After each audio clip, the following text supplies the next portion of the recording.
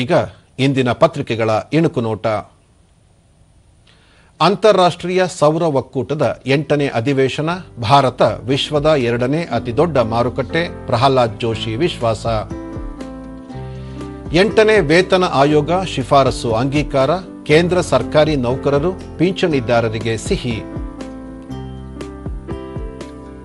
ಮೋಂತಾ ಅಬ್ಬರ, ಹಲವರ ಸ್ಥಳಾಂತರ. ಆಂಧ್ರ, ತಮಿಳುನಾಡು, ಒಡಿಶಾದಲ್ಲಿ ಕಟ್ಟೆಚ್ಚರ.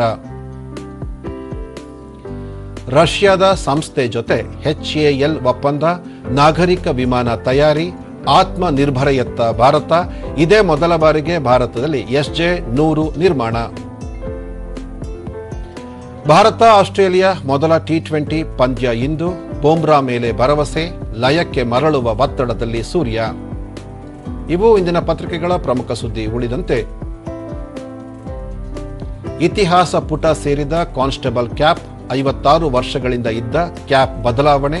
ಇದೀಗ P ಕ್ಯಾಪ್ ಆಯ್ಕೆ ಮಾಡಿದ್ದು ಸಿಎಂ ಸಿದ್ದರಾಮಯ್ಯ. ದ್ವಿತೀಯ PU ಪಾಸ್ಗೆ ಲಿಖಿತ ಪರೀಕ್ಷೆಯಲ್ಲಿ ಕನಿಷ್ಠ ಅಂಕ ಕಡ್ಡಾಯ. SSLC PUC ಪಾಸ್ ಅಂಕ ಬಗ್ಗೆ ಕೆಲ ವಿವರಣೆಗಳೊಂದಿಗೆ ಸರ್ಕಾರದ ಸುತ್ತೋಲೆ. ಬೆಂಗಳೂರು ಕೃಷಿ ವಿವಿ ಕೃಷಿ ಮೇಳ.